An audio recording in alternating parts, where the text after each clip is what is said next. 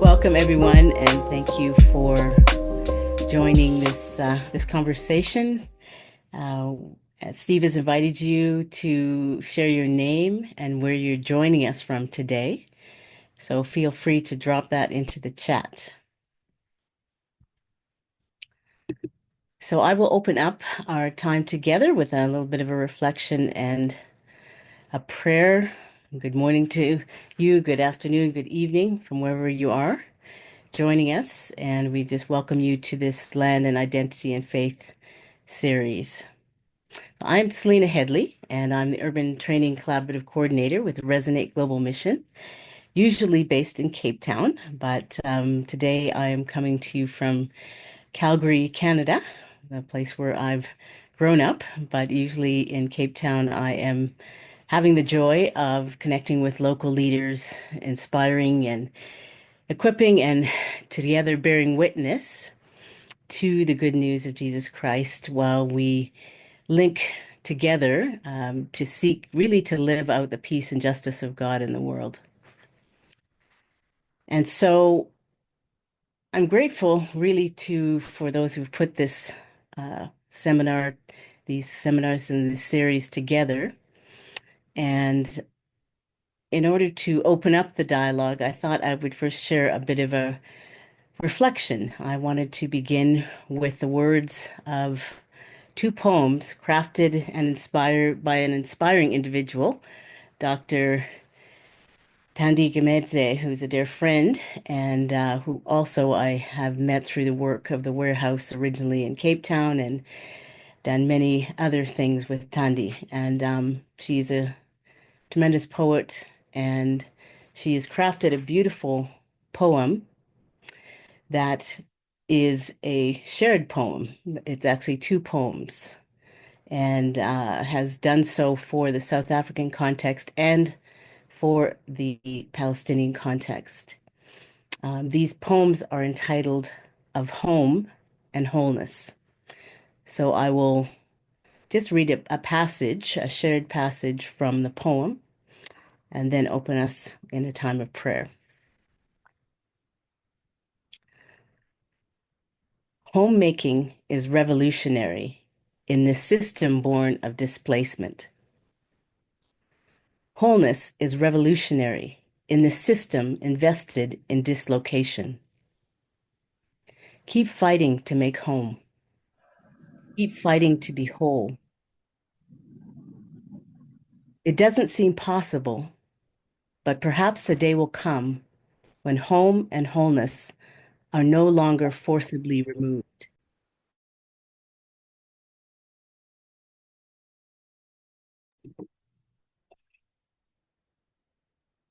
A day where where we shall say, they shall build houses and inhabit them. They shall plant vineyards and eat their fruit.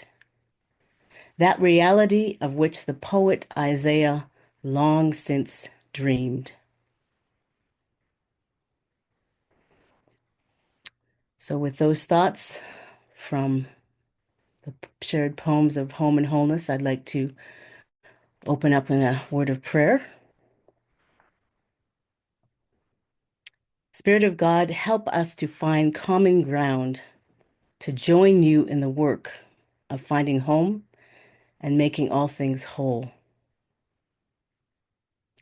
Please hear and hold our pain and transform us as we wrestle with death-dealing systems. Help us build bridges of solidarity and love, creating space for home and wholeness.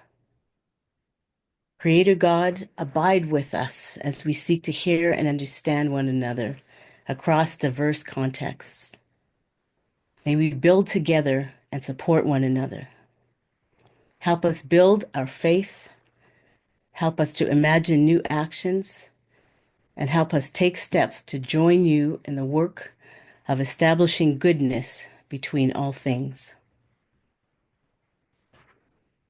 With that, I will hand it over to Mzi.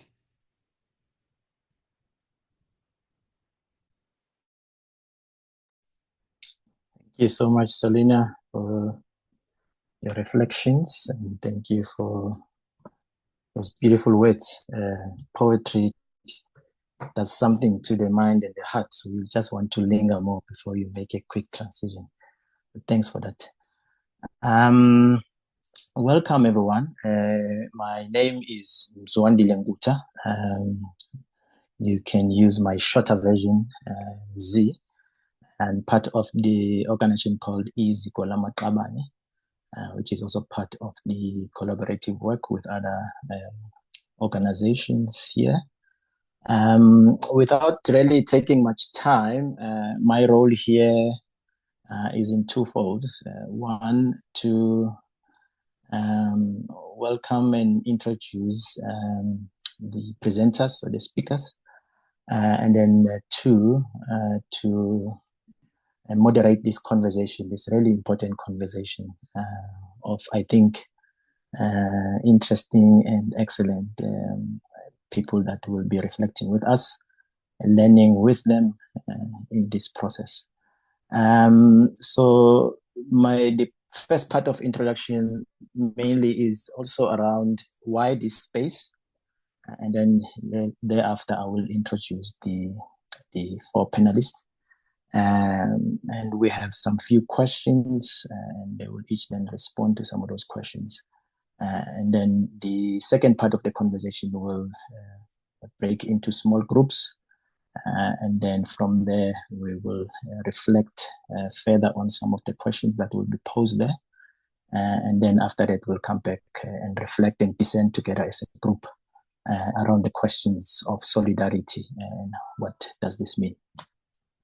So this space is mainly for two reasons. One, it is a space of reflection, learning, in particular from the histories that have been affected and shaped by coloniality or colonialism. And so we want to give space to such histories and be attentive to those realities. In so doing, we want to allow very, very carefully how there's a possibility perhaps of how those stories can connect us into a global imagination and can learn from each other in ways that are not hasty to resolve global problems, but in ways of allowing deep listening and deep learning. So we include those words, deep listening and deep learning, intentionally, because that's what we want to, or that's what we at least want this space to be. A space of deep listening, a space of deep learning. The second part is around the concept of solidarity. How might we forge meaningful ways of relating, learning from each other, and explore means of how solidarity might look like? We know around the world, different contexts have been affected deeply by violence, continuous bombardments, and all sorts of oppressive systems.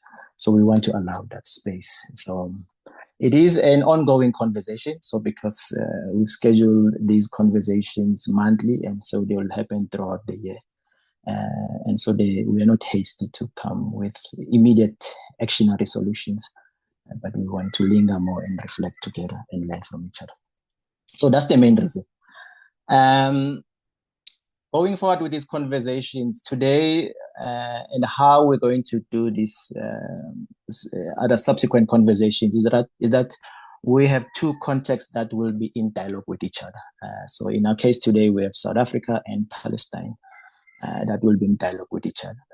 We then tease out some of the similarities, differences, and how both these contexts might help us to think carefully about this theme of this conversation around at the turn of decolonial thought and decolonial reflection around the questions of faith, land, and identity. So those are the kind of three things that we have framed here. Of course, there could be many other things as well, but these three we feel are pertinent and important for us to at least give some time to reflect and think about. So we have 4 guests, 4 friends that have agreed to be part of this reflection, and in a sense will guide us to reflect from their context, but also share some of their thoughts because almost all of them have been in different contexts as well and are quite aware about various contexts. But where they are grounded is a locus that's where they want to think within. And so we'll allow them each to give some reflections and thoughts, and then we can then descend together as a group as we go forward. So from the Palestinian side, we have Shadia Qubti. Do I say it right? Is name? Shadia? I don't want to butcher your surname. So Shadia has worked with the organizations in Israel and Palestine for 15 years. And as a Palestinian Christian, she is particularly interested or focusing on amplifying the voices and perspectives of women and other minorities in various spaces.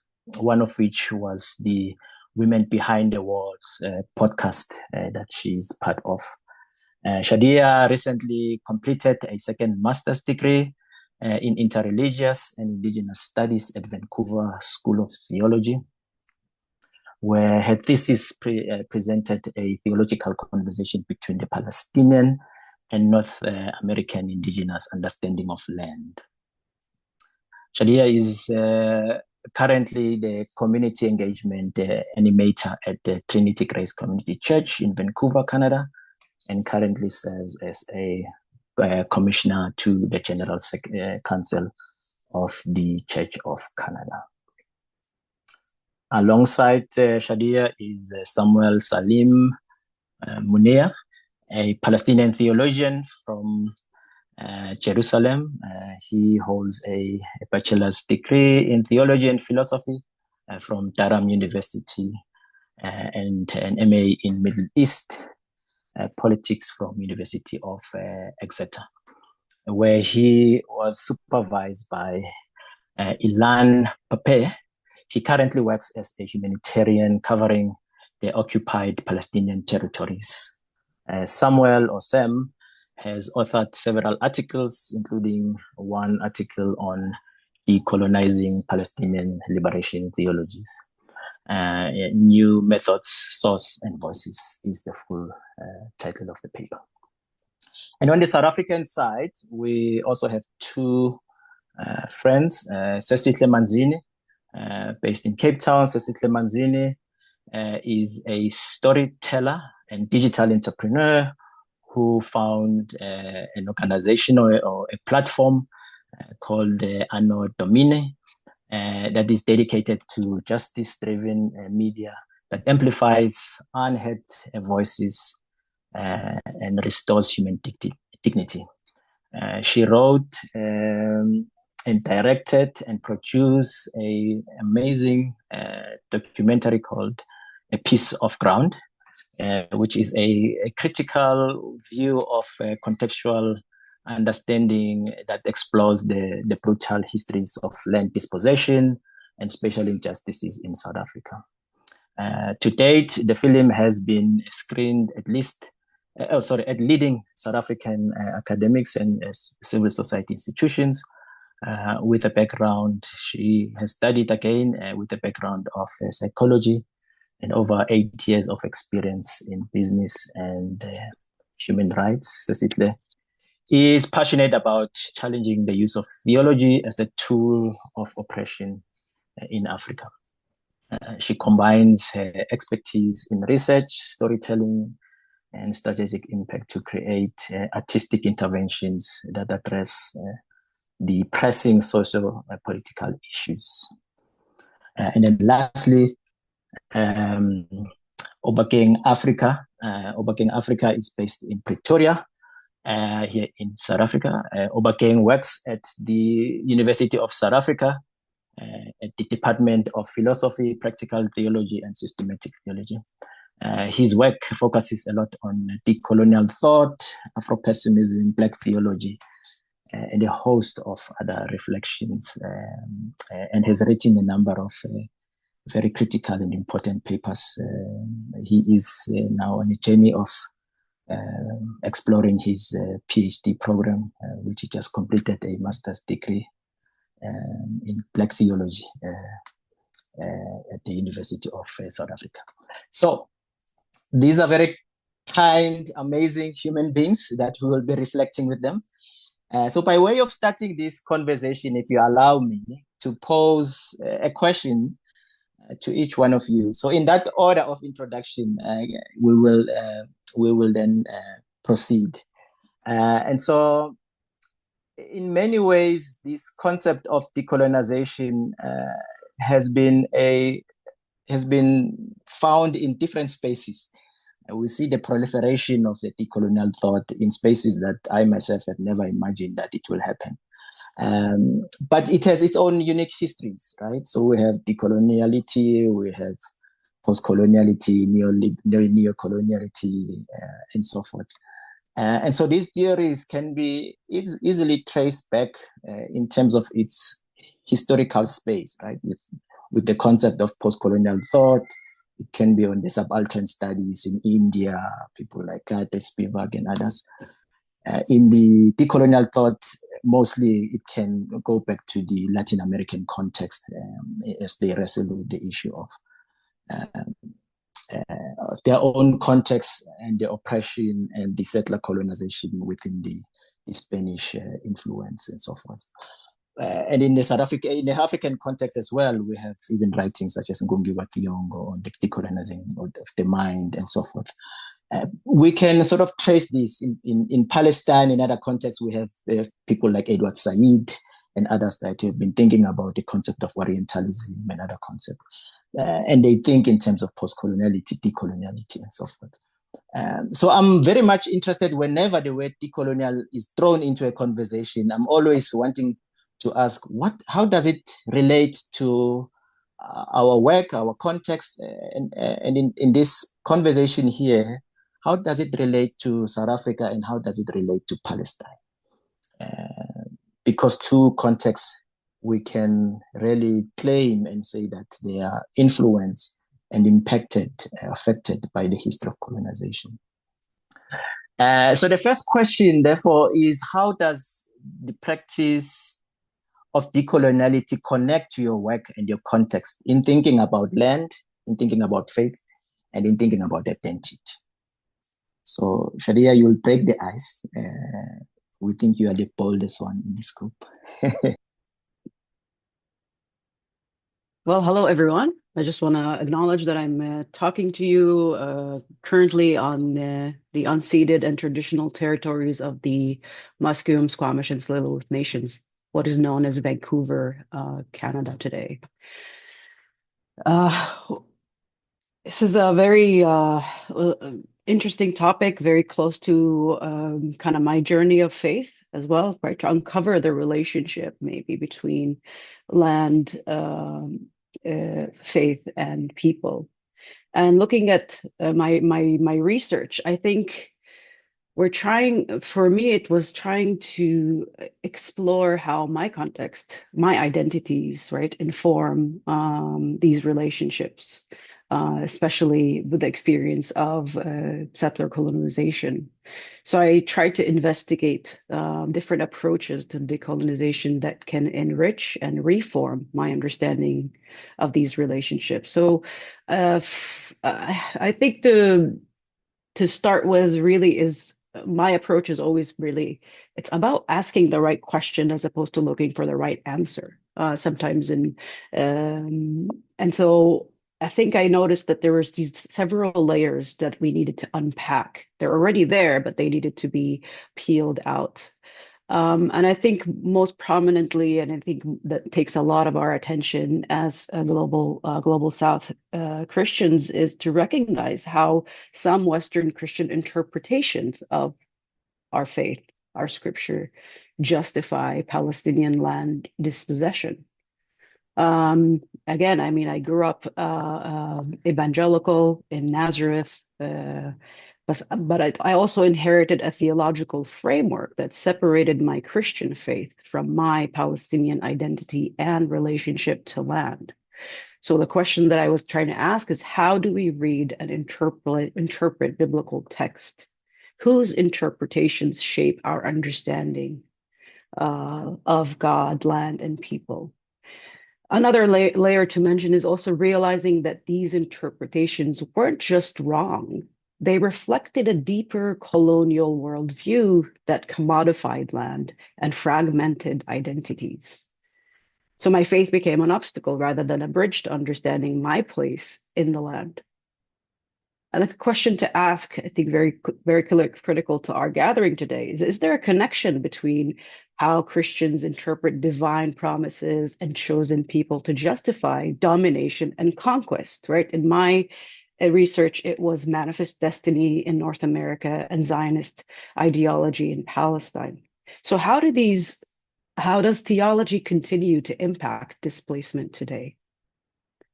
And the deepest layer that came through is trying to answer my question through conversation and engagement with other contexts who have experienced colonization. In this case, North American indigenous understandings, because academia is also a place of colonization as well. So, who uses the word theology and who uses other terms to express their relationships?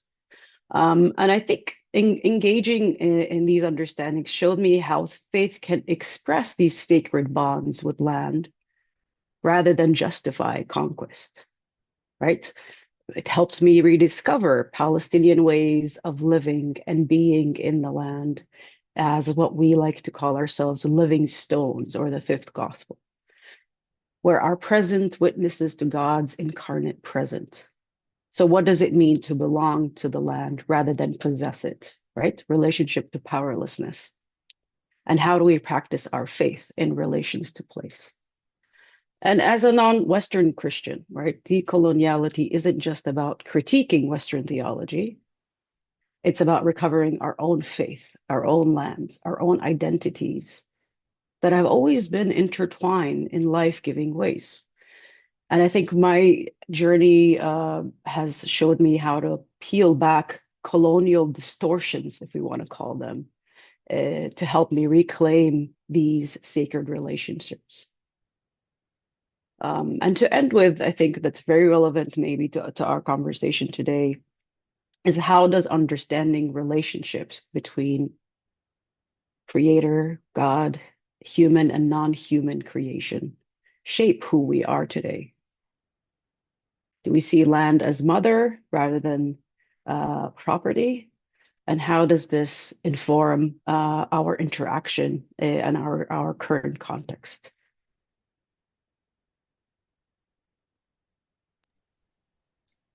Beautiful. Thank you, Shadia. Appreciate that.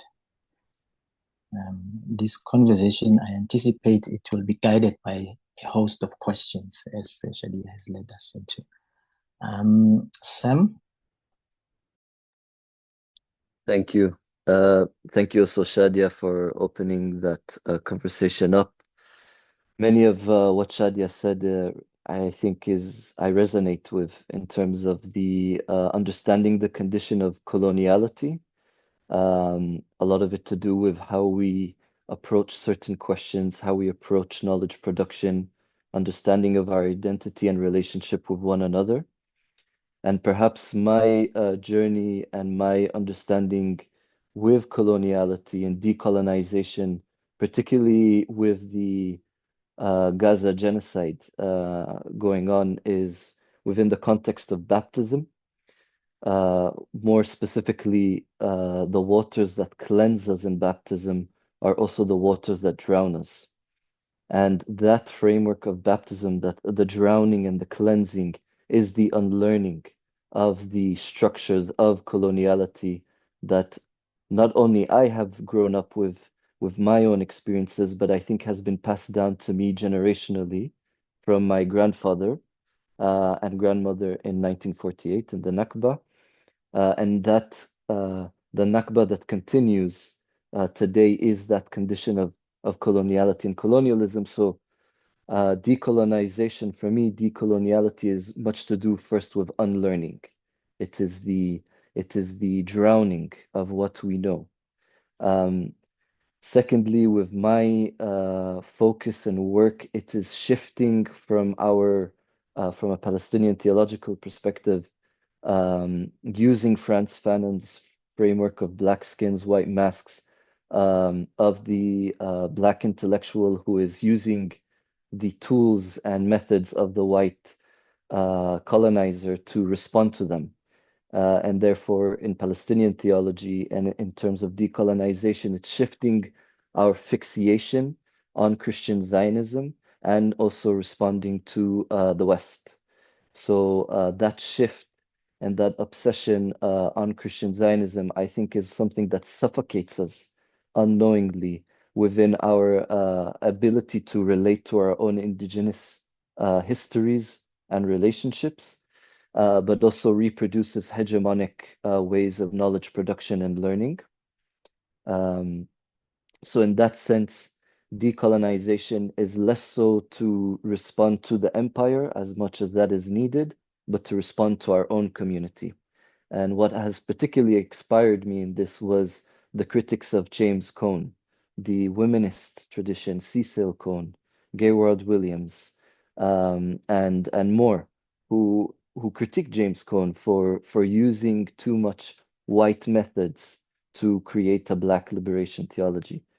So that's been something that I've understood decolonization within my own work and situating myself in tension within the tradition of Palestinian theology, where the first pioneers really disrupted that kind of narrative of us being sons of Ishmael and Christian Zionism taking the land. I think that's important work, but also we must go beyond and build off those theologies to expand on what it actually means to do indigenous Palestinian theology.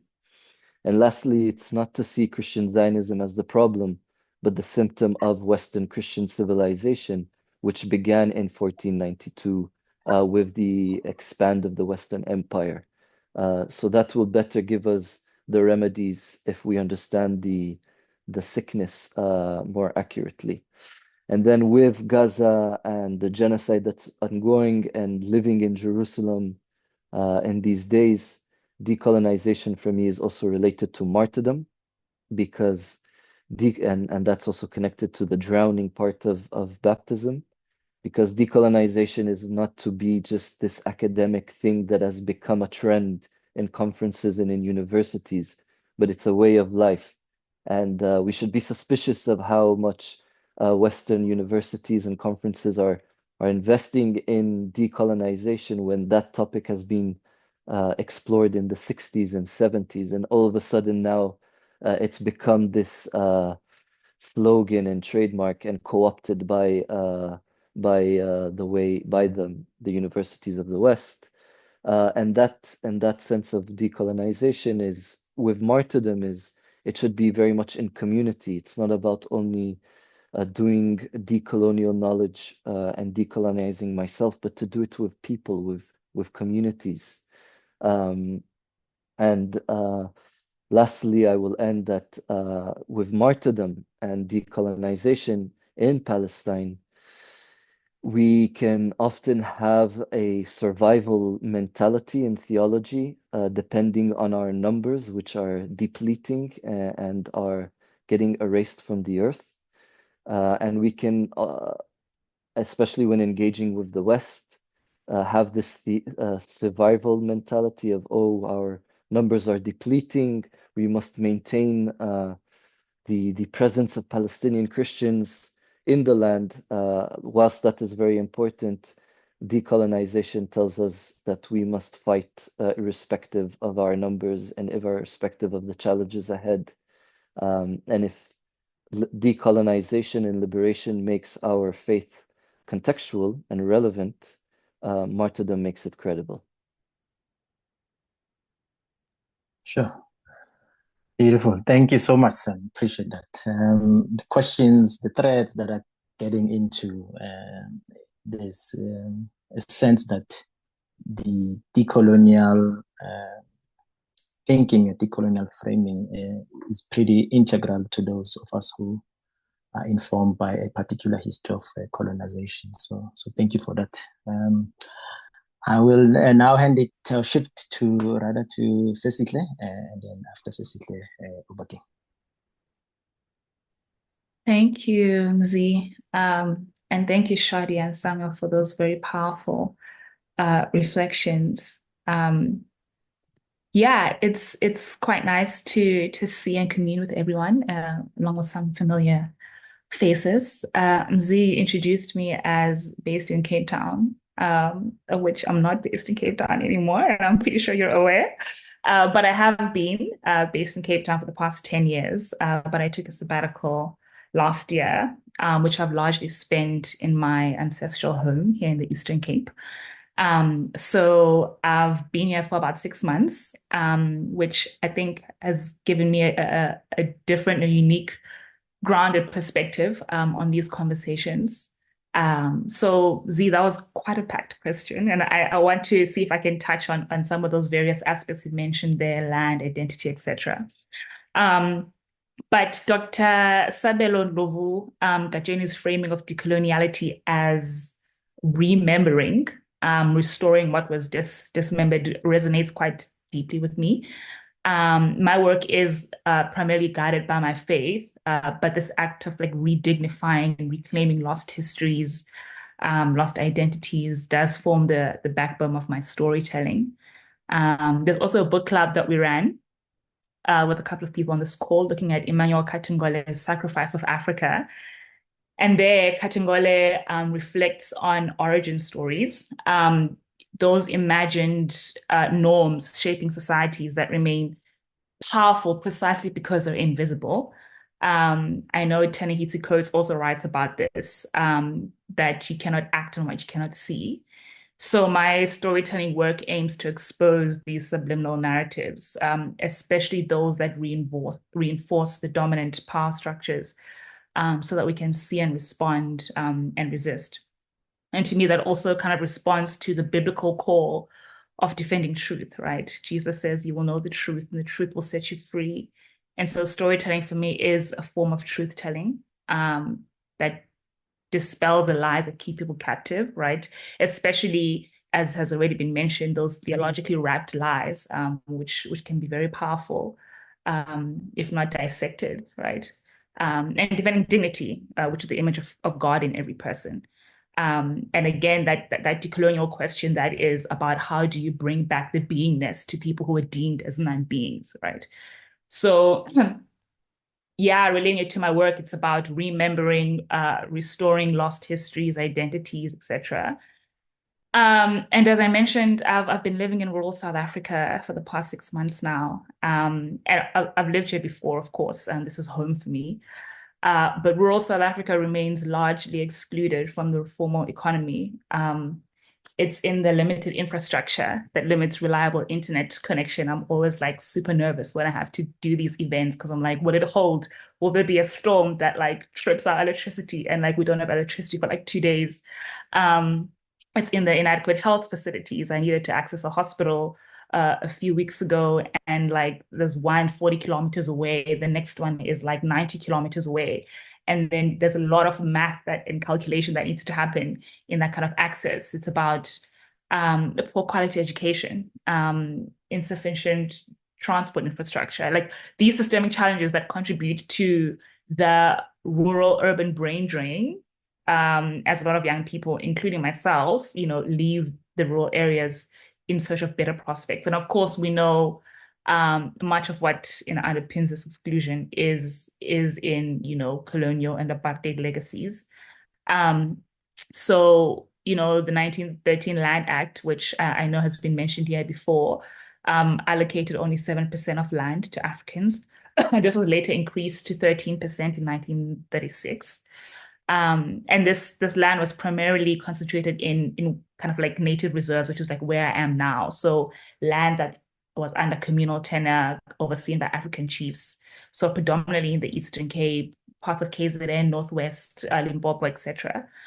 And even before that was like the 1894 Glenn Gray Act, which actually laid the ground for the 1913 Land Act, which essentially was, again, limiting access to land for Africans and farming, with a specific aim of forcing Africans into low-wage labor. So when we talk about apartheid spatial planning, we're not just talking about residential segregation, but it just goes hand in hand with that, like having a cheap labor supply.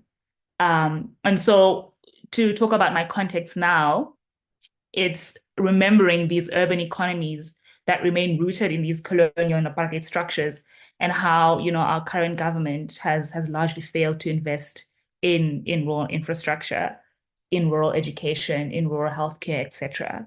And so provinces like mine, you know, have a very large aging population that deepens this exclusion. And so when I think about identity, you know, when it comes to this work and to this conversation, it's that constant. I imagine it, you know, including for myself, the norm of having to navigate multiple worlds at once, right? Whether it's moving from your rural home after the December holidays back to the city in January, right? Or even within the city itself, from the edges of places like Cape Town, where many of my people from my village live, to the wealthy core, right? That daily movement from extreme poverty to wealth and opulence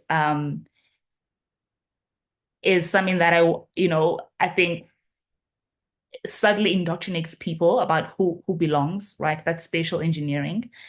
I don't know if we have time for this, Mzi. I know I sent you a little clip that, in closing, I wonder if we could play just, I think it captures part of the question that you asked about identity. I asked one of the experts in my, thank you, in my documentary about the impact of land disposition on nationhood and identity. Because what struck me as I was doing the research is that we're dealing with such a profound wound that even when we discuss it, I feel, you know, especially in South Africa, we barely scratch the surface.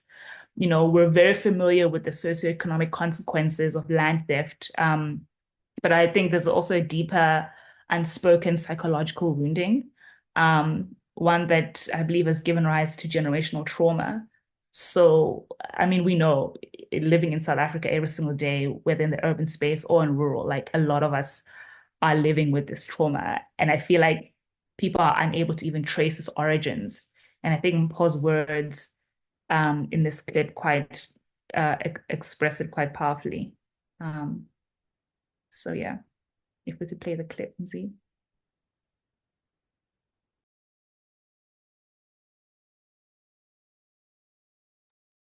Can everyone hear it? No, people can't hear it, Mzi. I think we need to put up the volume. If it doesn't work, then that's fine. Basically, I guess there are subtitles.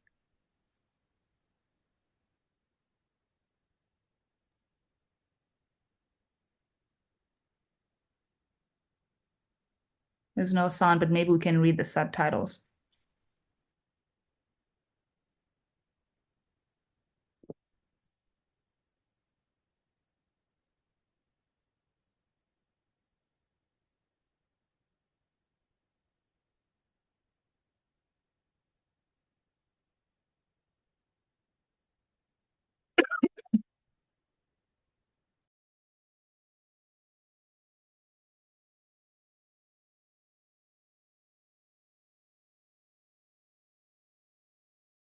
The familiarity, the traditions, etc., all of that essentially has been lost as soon as, you know, the bulldozers come in, as soon as you're taken to somewhere that you don't know.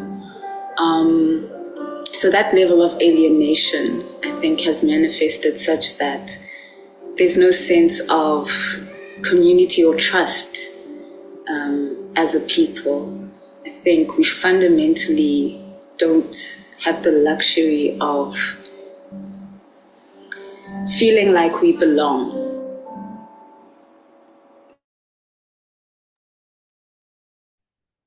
I don't think I need to add anything there. I know there was no sound for the first minute, but I hope that captures a little bit of what we're speaking about today. All right. Thanks, Sesihle. Apologies for the tech sound there. Thank you so much. Thank you so much. Obakeng, I'm just chasing time now so that we are in time. Okay, in the interest of that, I just want to just keep a timer for myself here because I can go on forever if I don't have a timer. Okay, there it is. All right. As already stated, my name is Obakeng Afrika. Motlhaping wa ga Molehe, o moleo o mphete kokobolo tlhapi kgolo e ntsho e sa tshwarwe ke monna a sa bofa lotheka la borukgwe tshware ya go bolawa ke mosadi banna ba e tshaba. O irile mokwepa o bolaile dikgomo tsa batlhaping. Mosadi ga a leralela la tloga ga a dumelwa go tsena mo lesakeng la ga rraagwe. A tsoga ka makuku a pa motogo a ya ko dikgomo di shwetseng teng. A o rola ka tlhogo a ya ko di shwetseng teng ya re ya moloma ya wela mo motogong. A koa mokgosi banna ba tla ba taboga ba mo itlhela ipofile ka ena mo lethekeng ba re ba monela bokgosi a bogana a rotshaba boloi ba bonela borammere. That is my name in full.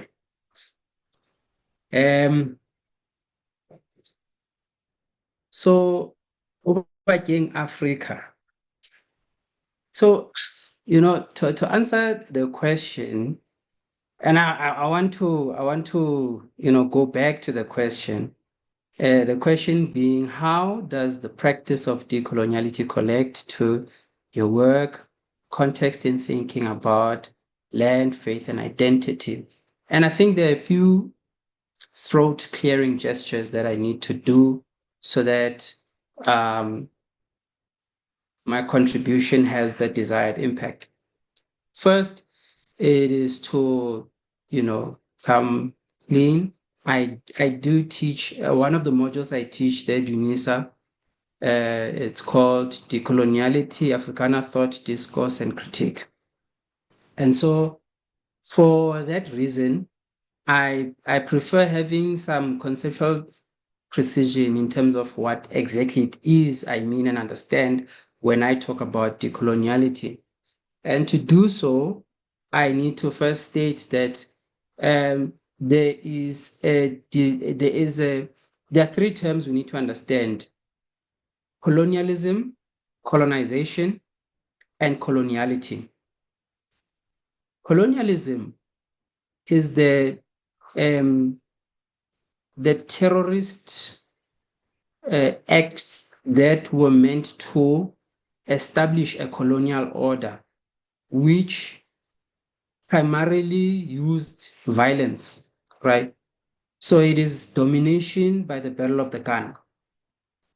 Colonization is the set of justificatory practices that accompany and also follow up the project of colonialism. And coloniality is the logic that informs the deep structures of the historical movement of this project called coloniality, right? And so there's a sense in which coloniality is ante-colonial, meaning it comes even before the colonial project even begins. But there is also a sense in which coloniality is post-colonial, in that it becomes self-evident once colonial administrators are no longer there, and we still see the logics of the colonial project perpetuating themselves. And that really is the great question that informs decolonial discourse in the South African context.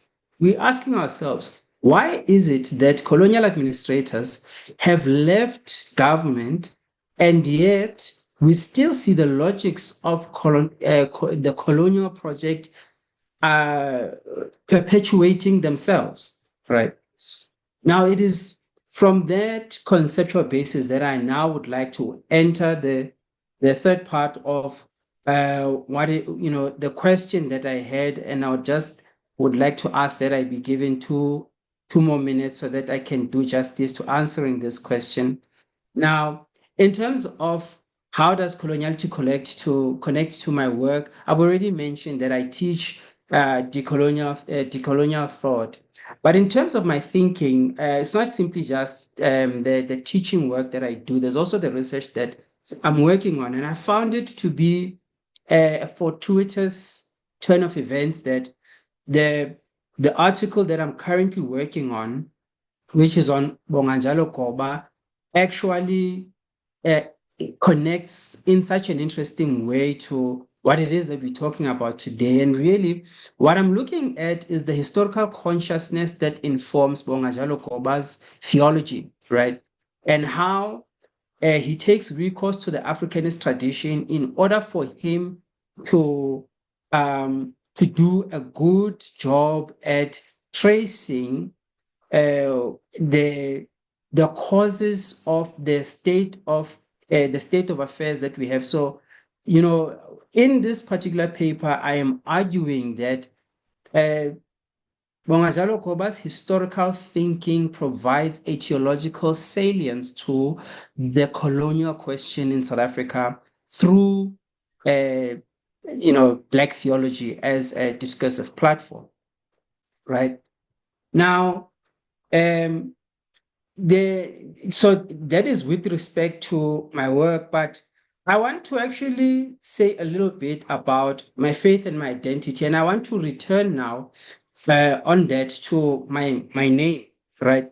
So you'll notice that my surname is Africa, and that sounds sexy. That sounds, for some it's amazing, but it's actually a colonial wound, or let us call it a colonial scar, because like I said, ke motlhaping wa gamolehe o moleo o mphete ko bolo tlhapi kgolo e ntsho e sa tshwarwa ke monna sa bofa le theka la borukgwe.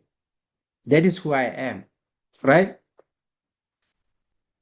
But Tlhaping, specifically the family so that is the name of my clan. My family name, Robo Mokgwemang, right? But because white people refuse to pronounce Mokgwemang, they say that you are African. And so in response to that, what began to happen is that they began to name the firstborns in my family Mokgwemang, the first males, that is. And so, that's just one part of it, right? But now coming to my first name, Obakeng. So my full name is Obakeng Afrika. At least my full government name, that is. So those two names, my mother gave me the story. And the story here is that it was my grandmother who decided to name me, right? And when she named me, she went to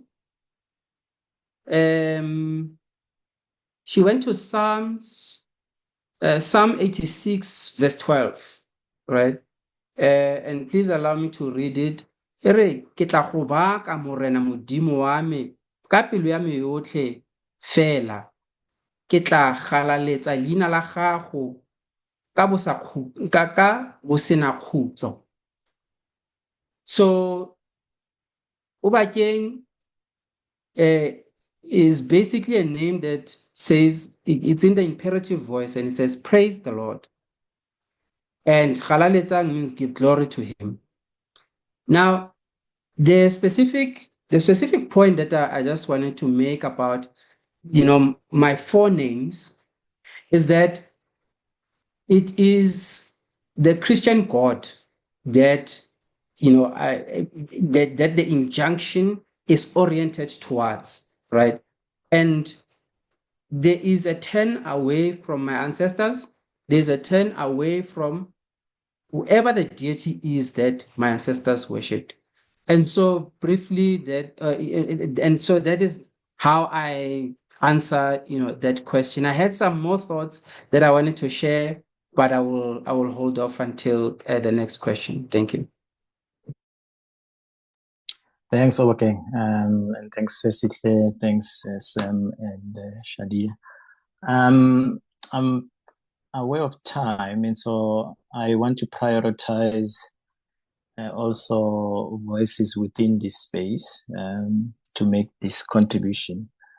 So I'm wondering that instead of turning to the breakaway sessions, we might utilize the second question for our four panelists, but also the group here as well, so that then the remaining of the 30 minutes we can then focus on that and then allow also some space towards the end around the question of solidarity and so forth. So does that make sense? Should we go ahead, sort of not go into the breakaway session, but use the second question for everyone in this space?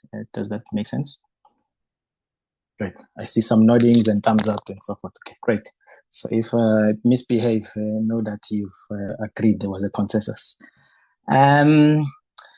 So there's interesting questions here. There's also very interesting threads that are connected, both practically, theoretically, anecdotally, and so forth. There's and listening to the four of you, I'm tempted not to go ahead with the second question, but to go back even to some of the things you've said, because I think there's a lot of connections there. I mean, starting with Shadia's question around this idea that we have to focus on asking right questions rather than responding to right answers, right? So there's that very powerful conceptual and practical element that we take it for granted, right? That in these kind of conversations, we are quick to then come up with answers and solutions. And Shadia is asking us to pause, to slow down, to reflect on these questions. And we have a number of these questions coming from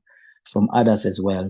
There's a question of whether the colonial domination thought and the logic of it, as Obakeng also puts it, that does it perpetuate the ongoing process of domination within theology and within the world as it is constructed, right? So I'm wondering if that question too can be something that even Shadia was pressing on us to ask, whether our theology is still sort of this domineering, they give us grammar, they give us imagination, right? Then they're still embedded within a particular imagination. How is decolonial thought infused in such spaces, right? The fact that we speak English here is also a contribution towards a colonial thought, right? That we are molded, shaped by a particular thinking. There's a connection here on recovering identities as well. Distorted identities formed and created by coloniality. And then Sam had a beautiful imagery that we usually take for granted as Christians, right? We confess, we convert, and then we go into baptism, right? And he uses baptism in two frames, right? The baptism as a process of being cleansed, immersed into this process of being cleansed. But he also uses baptism as a process of drowning. If you think of transatlantic slave trade as well, there's lots of people that drowned in the seas, right? So that again is another form of involuntary baptism. There's a question of Nakba in 1948, the catastrophe, 1948 in South Africa, the beginning of apartheid system. So there are interesting conceptualizations that decoloniality as a place of learning. It is a process of learning rather than this space that is dominated within hegemonic oppressive systems. And then we'll talk more about is it not necessarily a Zionist response, but really reclaiming that which has been distorted. So another connection. Then Sesihle then introduced that to a very powerful concept, again, following Samuel's concept around baptism and using the concept of remembering. Right? Remembering not only as recalling, but also those who have been and so that then gets into also it robs us into the process of how coloniality is continuously a long process that informs the world that we are part of, in a sense of processes of efficacies and so forth through a 1910 Native Land Act in South Africa. And we see that in Palestine with the many processes, even going back to the Oslo discussions and other things, right? There is this process of the kind of the structures that give way to this logic, and that it continues. It also has a psychological impact, right? Sam, you mentioned Frantz Fanon, right? Fanon views the power of coloniality through a psychoanalysis project, right? So Sesihle is saying it has not only the knowledge being in violence, but it also is a violence that affects our psyches as well. It's a deep wound. Obakeng gives us a direction in terms of how can we classify these terms that we use loosely, and how do they affect us, like colonization, coloniality, and colonization. And so how are these conversations in some ways related, because they also affect our faith, our identities, and the land that we inhabit, or the land that has been taken away from us. So in responding or in engaging the second question, I'm wondering how might we reflect together about these different contexts, and even your own context that you find yourselves in. How are these threads connected, or differences of identities that might assist us to understand some of these historical issues, but also present issues that might lead us into a rigorous process of creating a new imagination, or of thinking this world otherwise. So I want to prioritize our first presenters in responding to this question, and then I'll open it up to the rest of the group, and then we can continue with that. Let me disrupt the process. Let me start with Sesihle to respond, and then we go to Shadia. Yeah, no, there was a lot that was said. And I'm also just like trying to figure out where to start.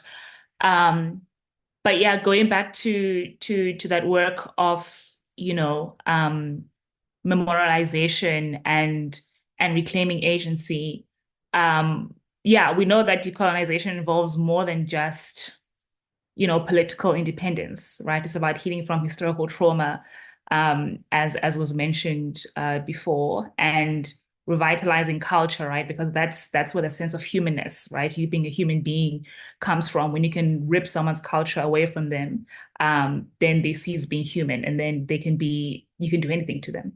And so there's that part as well. And then especially for me, for rural communities, also about attaining that self-sufficiency. And so as I spoke about before, and as you mentioned briefly in your synthesis, Mzi, for me, the work of memorialization, of mourning and sharing stories, something that's been happening over the past 2 years as well, right? And particularly even in this space with these two communities, those are acts that reclaim agency, identity, and history, and that's my passion.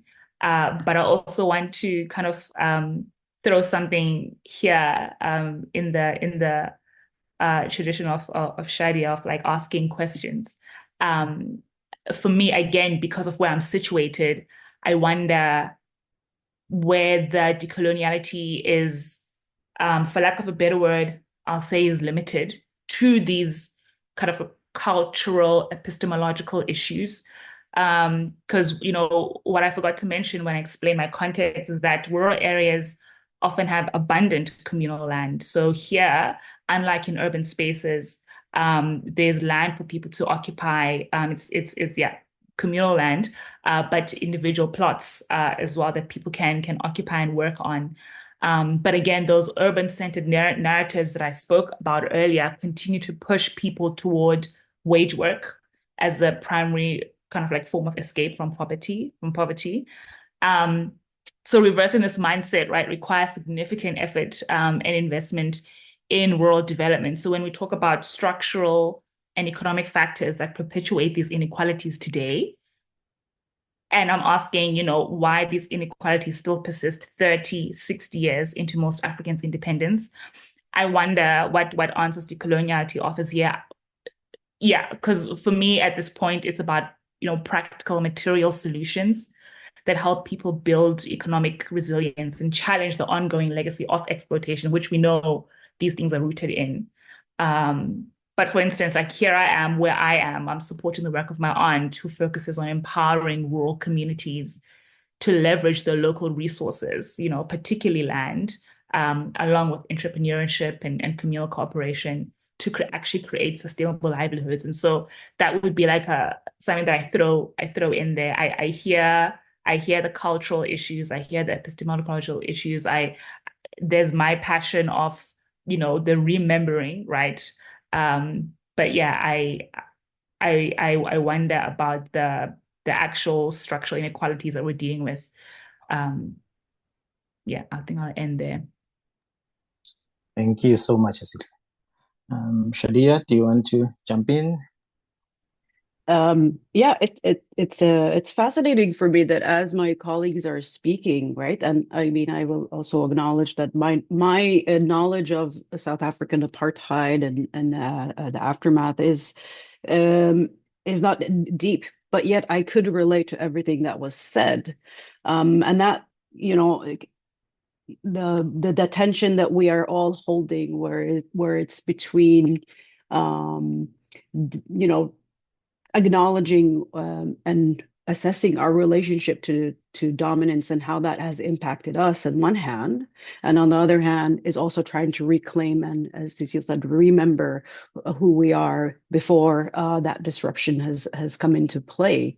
And so to add into what you're attempting to do in these conversations is a third layer of us engaging with one another. And so there's a sense of like, I don't feel like I know enough to engage, but there is this level, in some ways, there's a shared experience of colonization that puts us at a place that we can relate to one another, despite that our experiences and timelines and stages of colonization are different.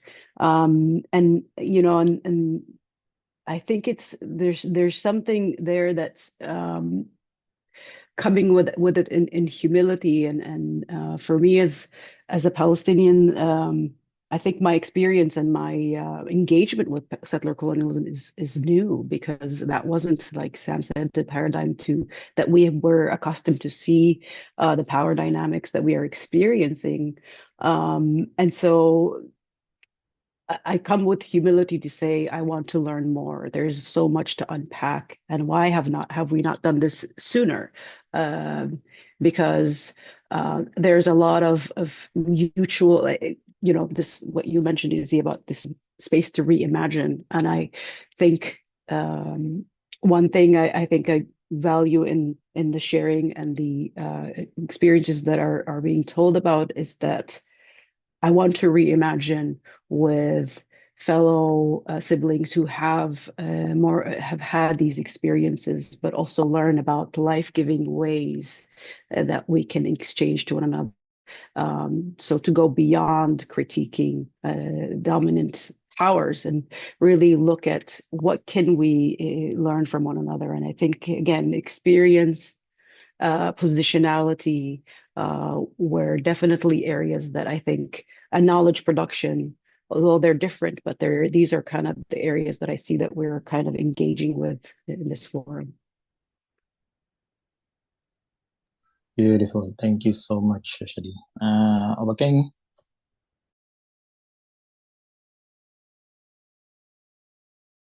Can you please unmute yourself there, Ops? Okay, thank you so much. So I'd just like to go back to the question.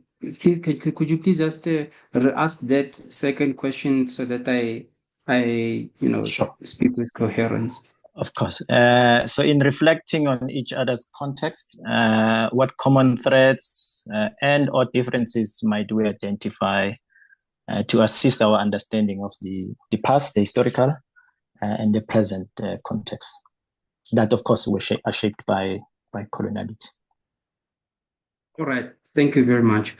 So something that I would like to just mention is that as part of the collective historical consciousness of South Africa, there's this thing that we do where when we talk about the colonial history of South Africa, we start at 1652 and then we go to 1913. But something was happening. There's a lot that happened in between there. And I think it's important that I say a word or two about that, which can help also give like an informed position about what exactly does the colonial project, what shape does the colonial project in South Africa take, right? So, as I've already mentioned, the colonial history has its, very solid beginnings there at about 1652. Now, initially, it was the Dutch who were the colonial powers that started their thing, and then the British saw the strategic value of the Cape, or what they named the Cape. And so they then came, and as the bigger colonial powers, they then managed to take over the colonial presence that was established by the Dutch, who came to be known as the Boers. And then there's what you know as the Great Trek that began to happen. And that Great Trek basically led some Boers to settle in Natal. And when Natal was recognized as having strategic value, something similar happened where the British went and took over that part. So now we have the Cape as the first colony, the second colony being Natal, and then they track some more. They go to the Free State, and so that's where now the first Boer colony is set up. And then some of them then go further into what they call Transvaal. Eventually, there are these 4 colonies that are set up. And so Cecil John Rhodes, out of his greed, when gold was then discovered in Transvaal, he thought he could do the same thing that he did that the British colony did in Kimberley, which is to just go and take over that land so that they can control the resources. And that's what is known as the Jameson Raid. It failed. The failure of that then precipitated in what is now known as the Second Anglo-Boer War. That Anglo-Boer War then came to an end. And at the end, there's what you call the Peace Treaty of Vereeniging that was signed in 1903. Now, what I want to now read there is Article 8 of this treaty. It says here, the question of granting the franchise to natives will not be decided until after the introduction of self-government. Now, why that is important is because embedded within this treaty, first of all, this treaty is a treaty that is being signed by the 4 colonial powers, right? And what is important to understand about these 4 colonial powers is that they come with different understandings of what a colonial construct must look like. There's the British with their liberalism on the one hand, and then there's the Verkrampte Boere, the Afrikaners, that also had their logic of ultra-colonialism, right? That had a separate development as the primary logic that is popularly known as apartheid.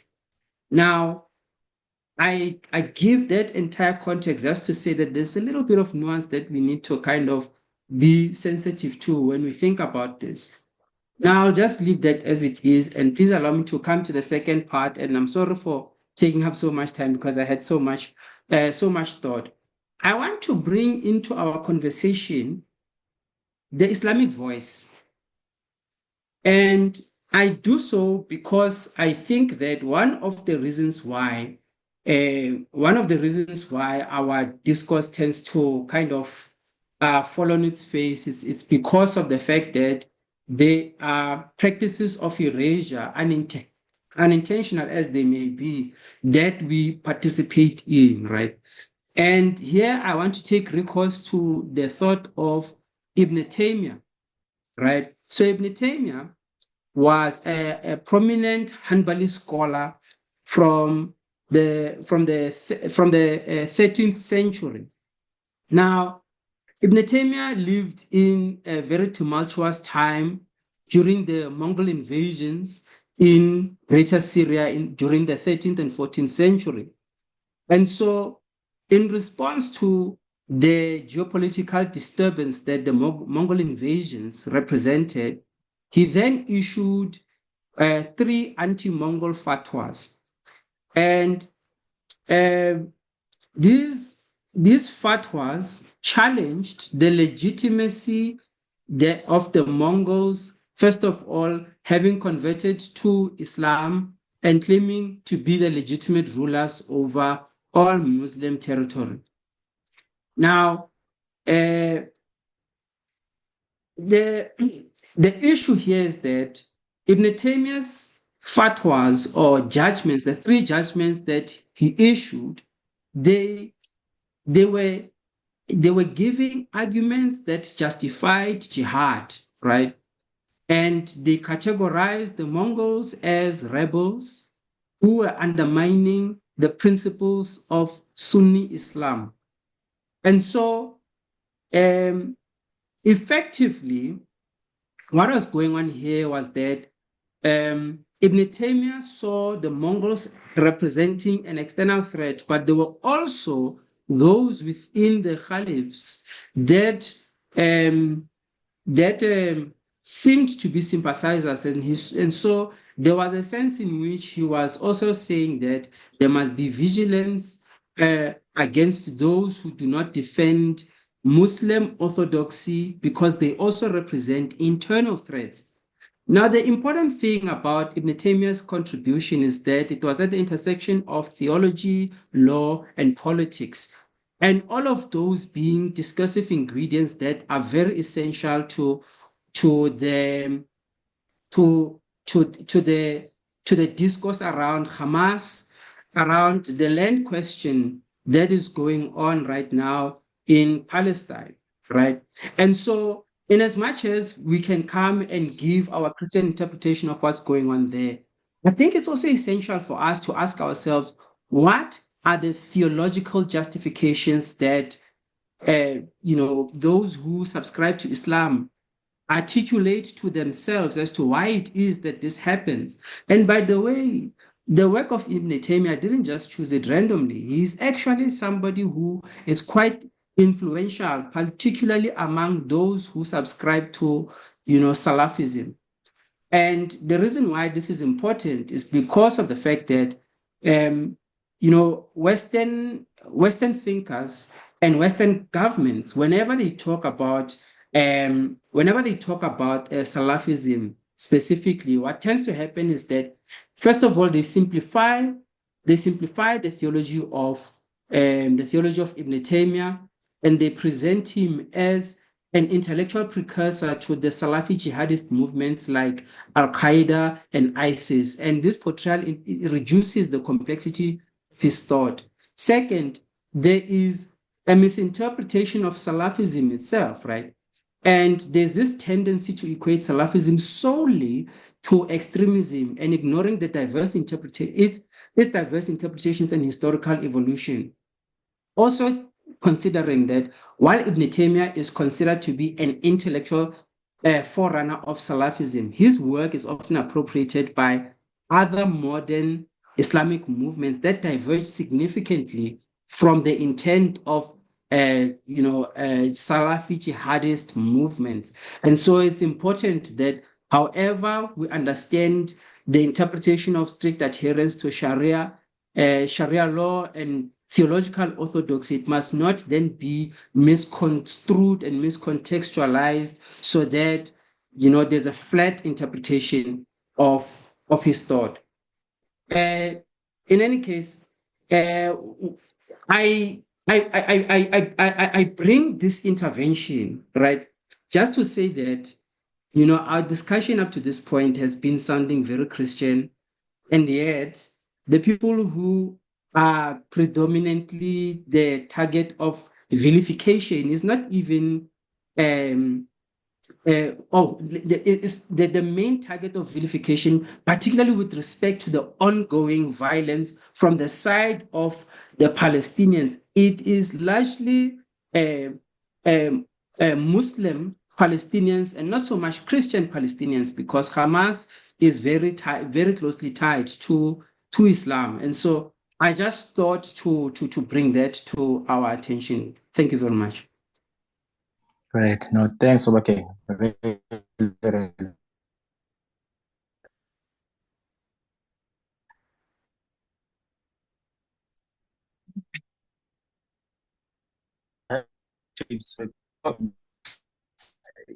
your reflection regarding the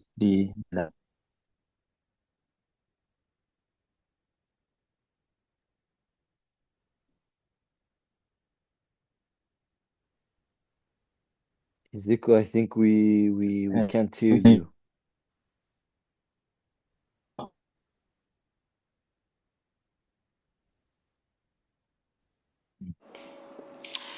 Hey, Samuel, I think that Mzi is currently jumping back on. I think his internet has shut. But Samuel, I want to give you some space and time to reflect as well. So let's hand it to you. Yeah, thank you. Thank you also, Obakeng, for that remark. Indeed, part of decolonizing our approaches and methods is also engaging with other people, particularly the people who suffer most beyond Christian rhetoric, which can be sometimes limiting. My reflection is with the discussion shared is exactly what Shadia said, which is this is not only critiquing the empire, the colonial project, colonialisms, coloniality, but it's actually looking for new conversations of healing and imagination.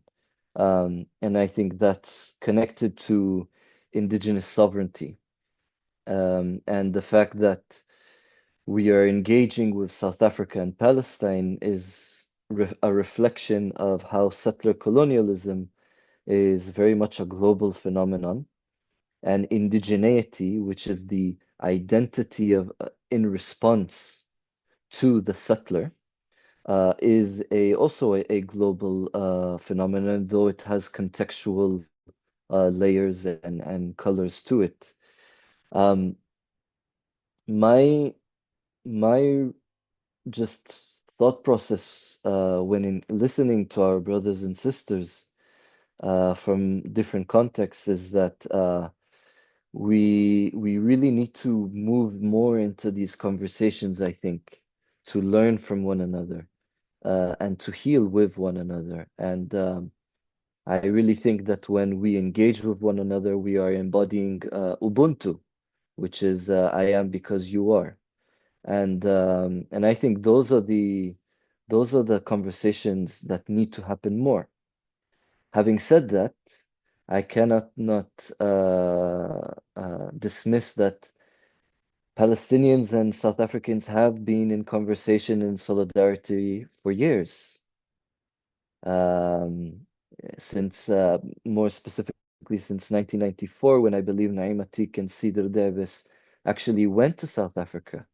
The first cornerstone issues of Sabil, the Center for Palestinian Liberation Theology in Jerusalem, had South Africa as a segment of its pieces. Kairos Palestine is modeled after Kairos Palestine. Frank Chicana is one of our favorite allies when it comes to the WCC, when it comes to Palestine. Nevertheless, we have come to where? And where can we build, where can we actually engage in some of our mistakes and limitations in these conversations? Yes, with there's great similarities. Yes, there's places for imagination and healing. But where also have we failed in our traditions? Because we have one. We have one that we have failed. So I think we also ought to engage more critically to see, is our method appropriate? Are the relevant actors, where have they also failed? Where have they been a gatekeeping role in in community sharing and conversation rather than dialogue, perhaps? neighboring? Those are questions that I've been thinking about. And additionally, I also think that when it comes to Palestine, South Africa dialogue, we often forget other brothers and sisters in the global South. The same goes to Latin America. Latin America and South Africa often take too much credit for some of the decolonial thinking coming from the global South. But I think we need to include Zimbabwe. We need to include other brothers and sisters that are not in the conversation, and they're not in the conversation because we don't give attention to them, and we don't feed into this kind of narrative of Palestine, South Africa, Latin America, and that's also rooted in certain Christian theological traditions. That is obvious to connect those threads. I'm sounding very critical, but I just think this is something we also need to confront and be honest about. Um, Having said that, I just it's always a breath of fresh air to engage in these conversations with people who are experiencing settler colonization, because it really is enriching for us Palestinians in our struggle for liberation, which should not only be for Palestine.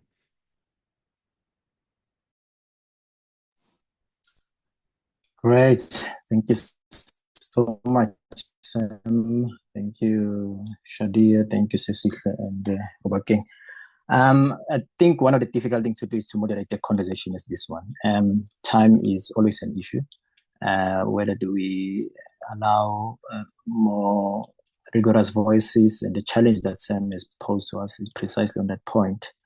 And this space has been created with that intention to invite multiplicity of different voices. And so how do we make that more possible again in talking about solidarity and ways of relating, of learning from one another. And that is argumentative. It is dialogical in its nature, and it's somehow wants to invite various voices to participate in this. We are right at the time that we scheduled this meeting, and it's coming to an end. As we've promised, we said we will bring in voices within this space. So I'm wondering, maybe we might take maybe additional 5 minutes to then open it up to few people within this space.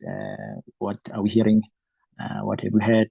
What are you contributing from your own context, and so forth?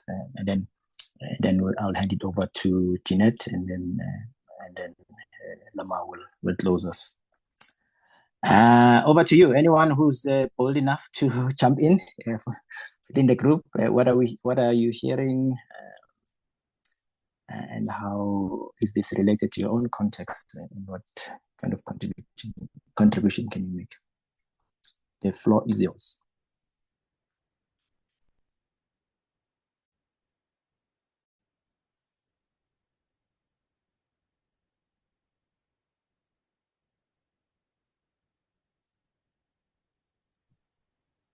I can jump in. Thank you for the space, and thanks to all the speakers. I agree with a lot of the sentiments that have been shared. I think these conversations are really important. And Samuel, I agree with a lot of your critique of some of these spaces. I think definitely there's different kinds of gatekeeping in some of these spaces, and I really think amongst younger theologians and thinkers, we need to be having conversations and really deeply thinking about ways that we can do things differently. I think there's need for intergenerational conversations as well. But I do think, yeah, we need to be figuring out what it looks like now, because I think, yeah, I mean, in South Africa, kind of, it's interesting thinking about the older generation who was very involved in the struggle, and the people who kind of initially birthed conversations about Black theology in South Africa and liberation theology. And I think there's those of us who were not in that period of time, there's certain, I think there's something we have to offer into that conversation, because we don't come with all of that history, and some new ways of seeing things. So I agree. I just think it's really important. And then something that I've really loved as a kind of I don't know, something to think with has been what Nelson Maldonado Torres talks about, drawing from Fanon, of combative decoloniality, because these conversations, I mean, it's been mentioned a few times, but conversations about decolonization are so co-opted these days. And so I think there's such a need, I think, to frame it as combative decoloniality. So decoloniality that is actually doing, Sesihle, you talked about the like the materialities of the struggle, and that these things can't just be ideological and psychological, but need to have a material impact. And part of that being, I think, to center struggles that are already present, and people that are already mobilized, and fighting for different expressions of liberation in different spaces, and that our efforts for coloniality need to be alongside those struggles always. But yeah, really appreciate this conversation.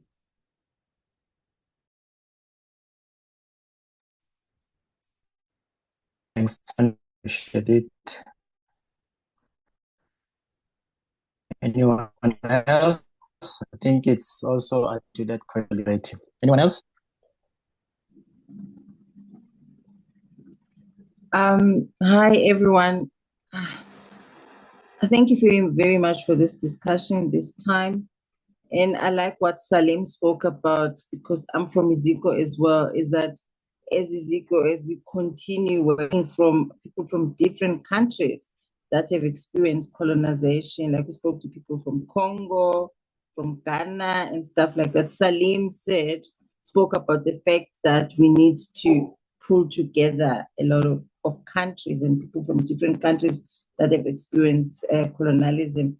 In this space of solidarity, I think it's one of the spaces that will be able to help us, also because we continue to talk about site of struggles and colonial wound. How do we do that together and holding each other in sensitivity? And also, like Sesihle spoke about remembering, how do we remember together?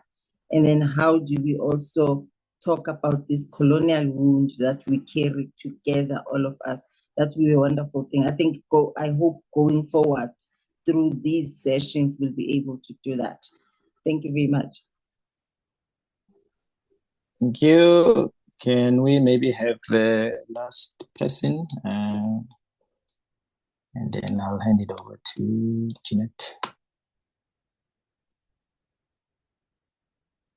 I'd like to go. I know I haven't contributed during the entire discussion, but it's also because, okay, maybe this sounds like an excuse, but I'm very new to the world of decoloniality. I recently started a business working with African art cultural pieces, and I realized the inequality, and I was sad, to say the least. And I started looking up decolonization and how me being a Christian and quote unquote being brainwashed into this education system, and how all of these systems are coming together. So I'm really looking forward to learning and growing my knowledge in redefining decoloniality and what that actually looks like.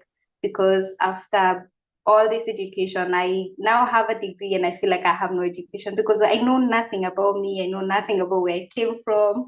I know nothing about even the artifacts that I'm actively trying to sell. And I am looking forward to growing that. So thank you so much.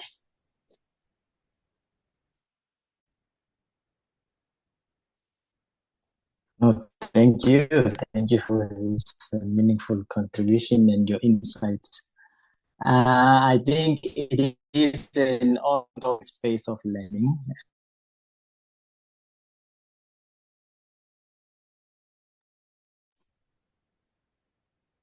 Well, I'll jump in to close here. I'm filled with gratitude. I'm filled with gratitude to all of you who came, who deeply listened.